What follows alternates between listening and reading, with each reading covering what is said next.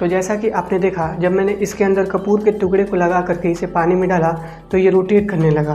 तो ऐसा इसलिए हुआ क्योंकि जब हम कपूर के टुकड़े को पानी में डालते हैं तो पानी का जो सरफेस टेंशन है वो कपूर के लूज पार्ट से उसे खींचने लगता है और कपूर में मूवमेंट होने लगता है और ये डिज़ोल्व भी होने लगता है पानी के अंदर। और उसके बाद जब मैंने अपने उंगली को पानी के अंदर डाला तो वो रुक गया। तो ऐसा इसलिए हुआ क्योंकि मैंने उंगली को पानी के अंदर डालने से पहले अपने फेस और बाल पे रब कर लिया था, जिसकी वजह से जो फेस और बाल का ऑयल है वो उंगली के ऊपर लग गया। और उसके बाद जब मैंने पानी के अंदर उंगली को डाला तो सारा का सारा जो ऑयल है वो पानी के ऊपर स्प्रेड हो गया और एक पतला सा लेयर बना लिया, जिसकी वजह से वो कैम्फर को भी कोट कर लिया।